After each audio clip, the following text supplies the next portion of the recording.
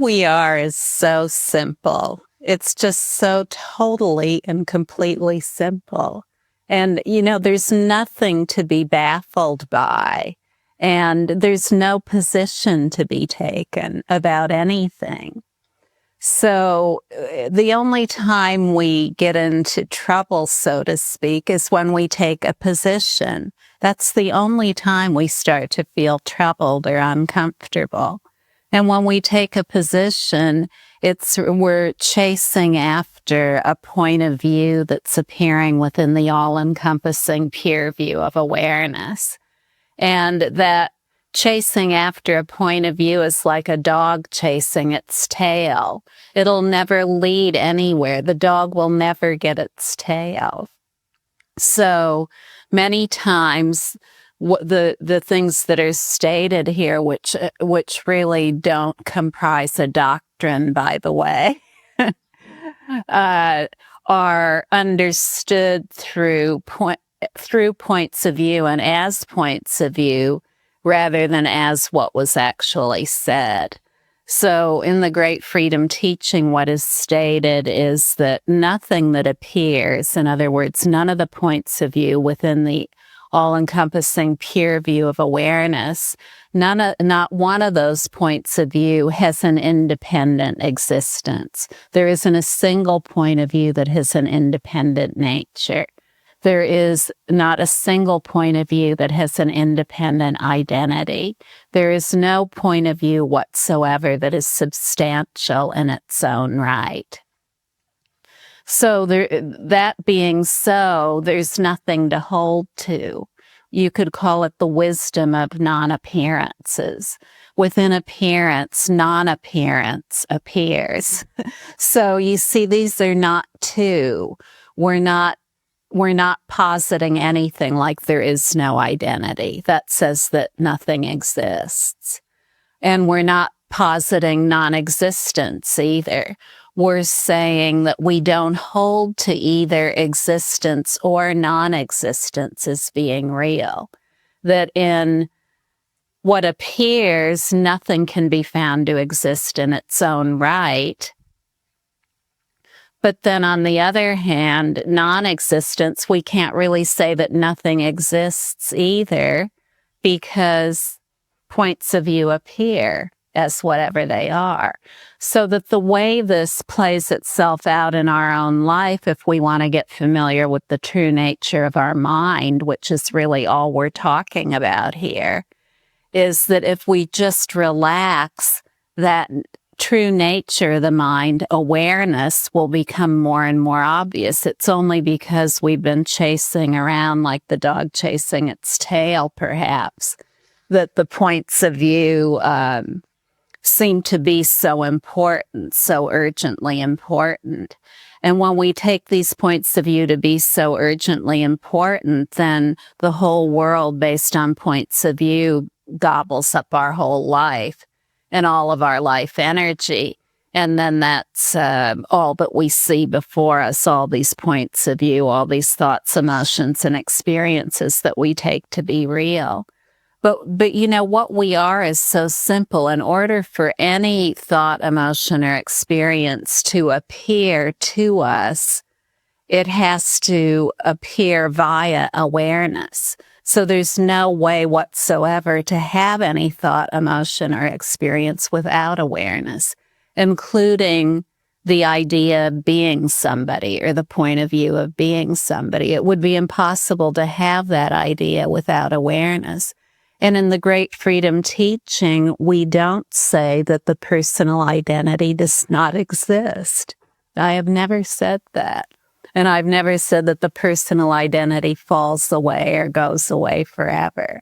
That isn't what is stated in the Great Freedom Teaching. What is stated is that the personal identity and the lack of a personal identity are not two. That in this appearance of the personal identity, that experience of a personal identity only is due to awareness, so it's inseparable from it.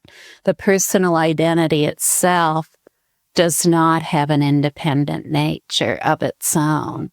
a nature that it has generated through its own biological mechanism. And this is very important to understand, that personal identity is only due to awareness. Without it, the personal identity isn't. Thus, the personal identity lacks an independent nature. It lacks an existence in its own right. And this isn't a cause for great alarm, where we're saying, oh, where am I? Who am I? Where did I go? Or that we have to be afraid of being annihilated. Those are all very grave misunderstandings about the true nature of our being. The true nature of our being is not static. It is not fixed. It doesn't hold to any point of view that appears within awareness. It's entirely impartial in that regard, impartially responsive. Awareness is impartially responsive as all points of view. As it all is all points of view, there is no point of view to which it's partial. So it isn't partial to the point of view that a personal identity exists, and it isn't partial to the point of view that a personal identity does not exist. Do you see what I'm saying? So then this allows us an absolutely free flow of love, wisdom, and energy in all aspects of our lives, because we greet all of life with complete openness to all experience, with the complete perceptual openness of all experience. And it isn't that there's someone who is completely perceptually open looking at an experience that is something else, as there only is that awareness that is indivisible from the experience itself. Self-knowing awareness is experiencing itself in the experience. Do you see what I'm saying? There isn't a separate perceiver looking at the experience. We learn that there's a separate perceiver, but when we just rest imperturbably in our natural state repeatedly and gain stability in that and familiarity with that, we don't have to worry about all these philosophical meanderings of the mind. We really don't. When we just rest, just relax, and allow the natural ease of our being to be as it is, then in that all philosophical questions are answered. And we see how preposterous it is to take a position. And of course, many of us have read teachings where extreme positions are taken. So a lot of us didn't come up with this thinking on our own. We came up with it because we heard it from other people or we read about it in books. But indeed, the true nature of being never takes up a position anywhere. There's essentially no position to be taken up. Whatever appears, it's going to go. And there's no way to hold on to it. So why bother to try? Whether it's a great thought or a terrible thought, it's going to go the same route. It comes from basic space. While it's appearing, it's basic space. And when it ceases, it's the basic space of awareness. So why bother about either the good or the bad? When we stop toying with all the points of view that are appearing within our awareness, within the pure view of our awareness, when we stop toying with them as though they are something, then what comes about is a naturally discovered and already present wisdom that we can't possibly tap into as long as we take points of view to have an independent nature. No matter what point of view appears, it matters not. It doesn't have an independent nature. And some of these are very ingrained in us. Some of our beliefs and assumptions, which are just points of view, are very ingrained in us. So, for example, even the highest teaching, no matter what it is, it has no independent nature. It has no independent identity. And to take it as though it does is to kind of step away from what's real.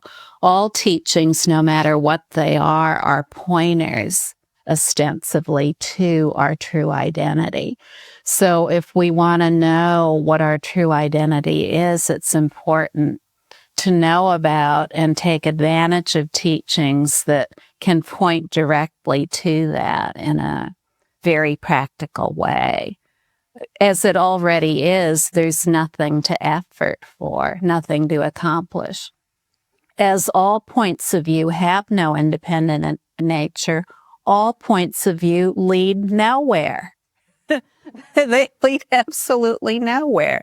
So to think, that our thinking is leading somewhere and our emotions and our actions, that's kind of headed off in the wrong direction if what we want to know is our true nature.